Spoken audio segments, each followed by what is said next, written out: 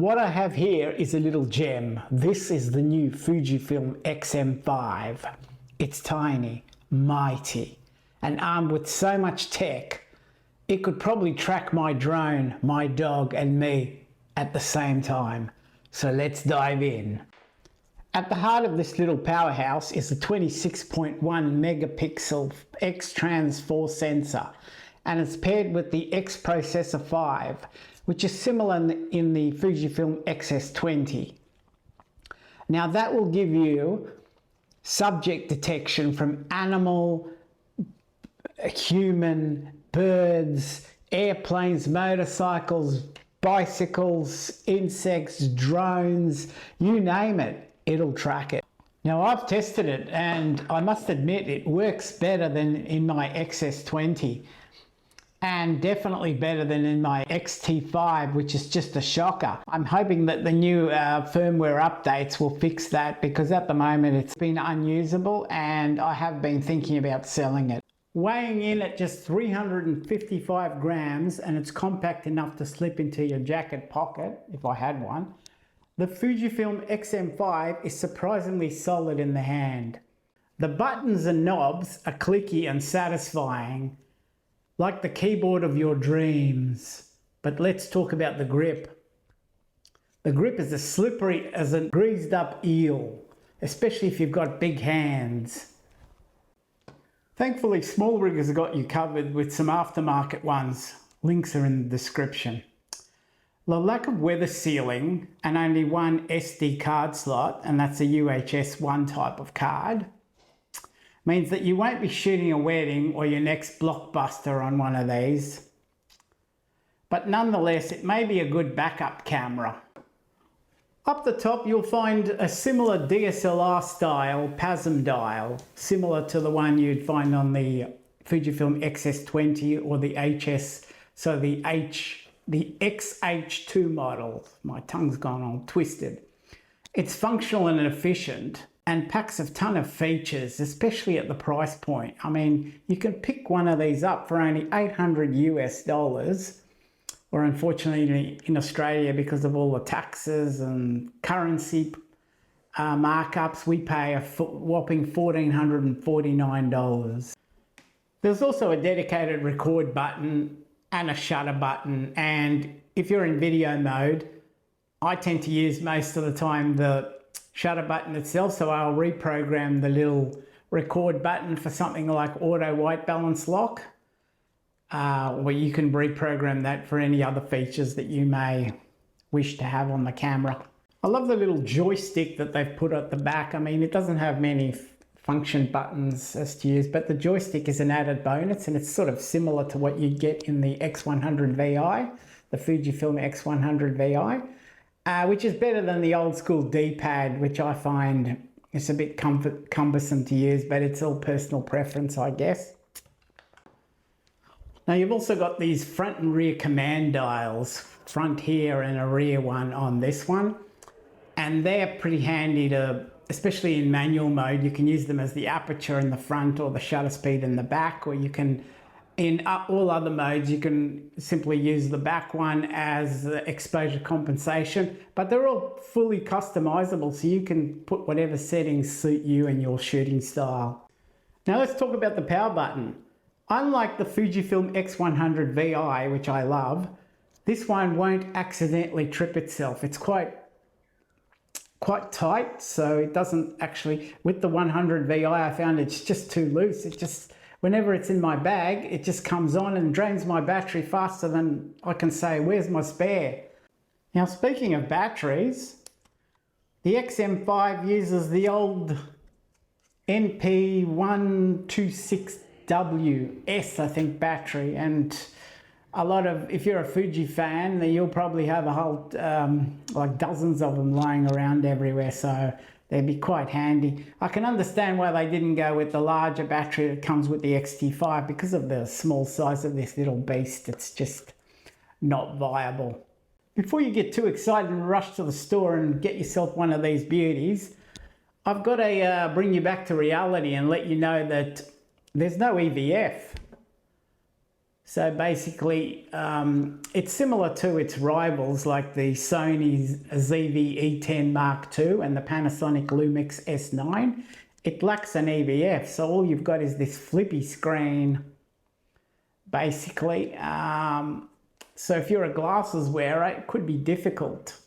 As you can see, this camera is more sort of a video-centric content creators camera rather than a serious photographer's camera, even though the pictures that come out of these are beautiful, because you've got the old, it's not even old, I mean it's the older 26.1 megapixel sensor, but it still produces some lovely images, and for most of the photography it's enough. But for the purists, I mean, the lack of the EVF may be a deal breaker, and plus it has the flippy screen rather than the tilty screen, which you'll find on the XT5 and something like the X100V, and also the X Pro 3 series, I believe. So they're more sort of your photography centric cameras. What I praise Fujifilm for is the fact that they've thought about content creators, and they've actually created a camera whereby there's nothing plugging in on this side, on the left hand side. This is where the flippy screen comes out. So it's an actual bonus, because when you're like vlogging, you don't have wires sticking out in front of your monitor and obstructing your view, which is really fantastic. I really like that feature, and it seems like they've put all the ports on this side. So for the money, you're also getting like a little headphone jack here, so you can monitor your audio. And you also have a little micro HDMI and a USB-C port for data transfers, and also for charging the battery in this device. I'd recommend getting an external charger, whether original or aftermarket, and not charging your camera through your battery through your camera, just in case something goes wrong. And what about flash? What if you need a flash? Well, the camera itself doesn't come with a flash, a built-in flash like you get with the XT30 or the X100 series. But you can get this little EF-X8 Fujifilm flash that I actually got this when I bought my XT3, the Fujifilm XT3. They gave me this flash for free. But you can still buy these little beauties for, I think I paid only about $40 on eBay, and that's Australian, so you can imagine in the US be quite cheap. And it's like handy little thing as a little fill flash. I mean, of course you can get bigger flashes, but they'll probably be bigger than the camera itself, which will be a bit awkward.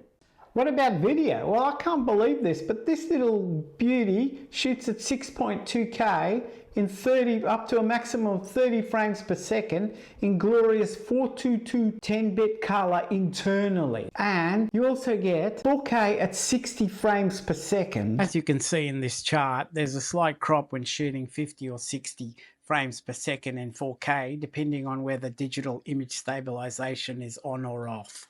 But there is a catch. Unfortunately, there's no IBIS. So you'll have to lean on the OIS of your lens. This particular kit lens, the Fujifilm X-C15-45, does have optical image stabilization, but it's not perfect. As I've tested, I've taken it out, and you still get quite jittery shots, even in 4K 60 frames per second, unfortunately. So you will need, in most cases, a gimbal, unless you're doing something like vlogging and the camera's straight in front of you. There are various stabilization modes, including the optical image stabilization, that you can employ. You'll get a decent stabilized shot, but it's not going to be perfect. Not as well as you'll be able to achieve with a gimbal, of course. It's a bit like driving a Ferrari but needing training wheels, but it's still a Ferrari, isn't it? Testing out the vlog mode with both optical and digital stabilization on. See how stable this footage is. It is cropping me in quite a bit, as you can see. But I feel the footage is quite stable, which is quite good, all in all. Now switching it to just optical image stabilization without the digital image stabilization. See how that goes.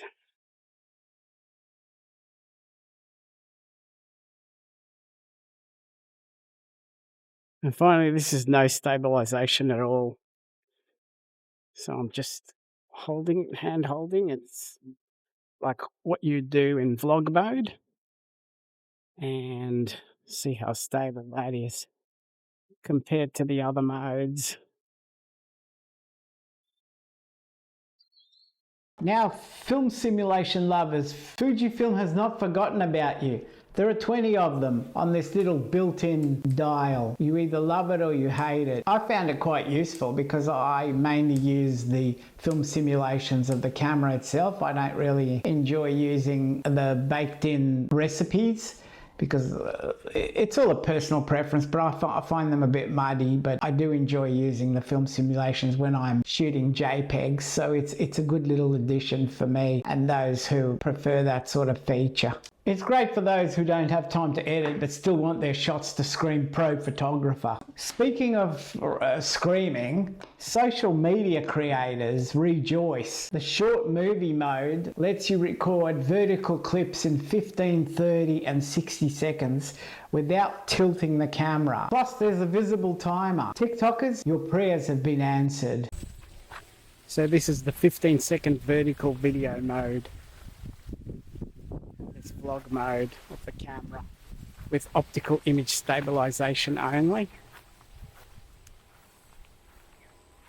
But what about audio? What's video without audio? Well, the XM5 has 3 built-in mics and 4 directional settings: surround, front, back, or front and back. So whether you're narrating, podcasting, or documenting your neighbor's lawnmower symphonies, you'll sound crisp, and it even kills steady noise like wind or AC hum. Recording with the microphone direction set to surround. See what sort of sound quality. There's a bit of hissing from the insects from the background that you'll hear. Now we're recording front priority. So see how the sound comes out with front priority. Are you getting good audio? Compare that to the surround sound. The hissing's getting a bit worse with the insects, some sort of cicada or something in Australia. Now recording with back priority as the microphone setting. See what the difference is with the back priority.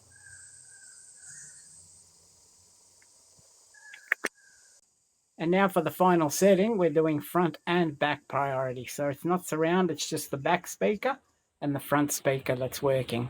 How do I sound? There's something for everyone. If you're a fan of portraits, check this out. The XM5 has a portrait enhancer mode with 3 levels: weak, strong, and medium. Even I look airbrushed. There's also product priority mode. No more struggling to get your lens to focus on your coffee mug instead of your face. And it's perfect for bloggers or tech reviewers like me. Does a fairly decent job switching to the product, which I'm pretty pleased that. File transfers are a breeze too, with the low bit rates like 8 megabits per second and 25 megabits per second. Your 6.2K masterpiece won't take forever for you to hit the socials. Oh, and the USB-C for fast transfers of big files is an added bonus. So who's this for? Who's this XM5 for? Well, creators who want pro-level features in a lightweight, compact body. If you can live without the IBIS and don't mind tweaking your setup for stabilization, the XM5 is a fantastic all-round.